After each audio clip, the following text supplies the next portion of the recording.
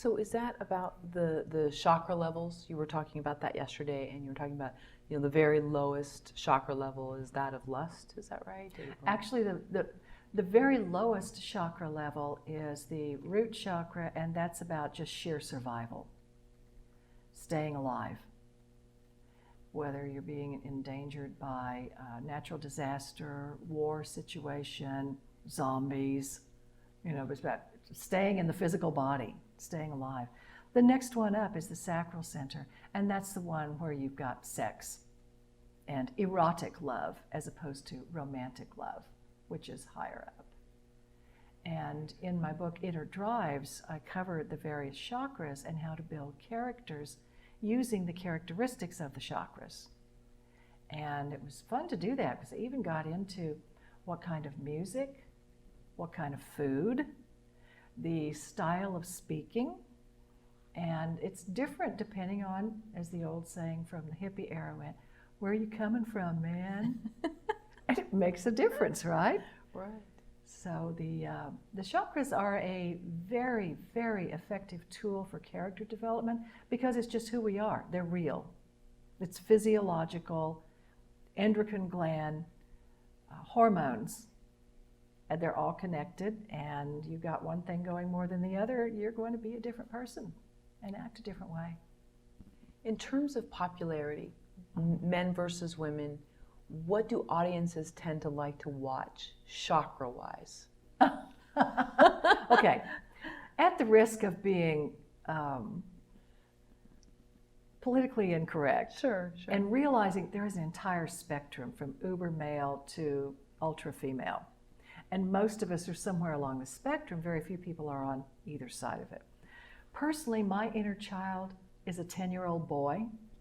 So I love the action adventure and the military stuff, you know, warrior stuff. Go out there and conquer worlds and have warrior bonding and do good things and save the innocent.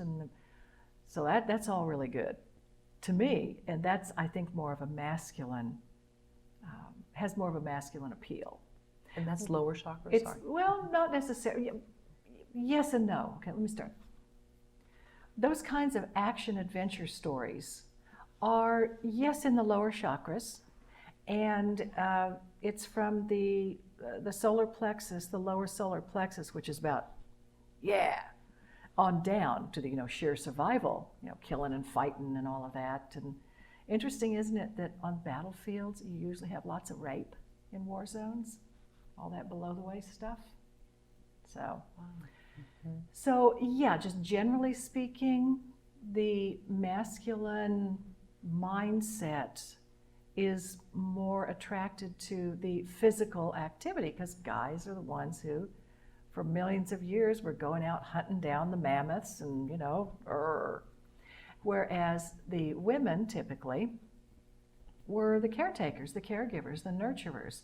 So you find that movies that appeal more to women will have more emotion.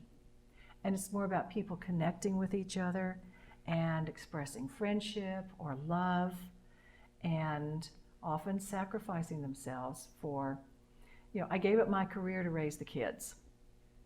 Although you also get self-sacrifice in the masculine versions too, because you put your life on the line. You throw yourself on the grenade to save the platoon. Now, what's interesting though, you've got that dichotomy. The physical is more for the guys and the emotional is more for the girls. But when you get into the higher centers, there is no gender differentiation. Interesting. And the higher chakras are?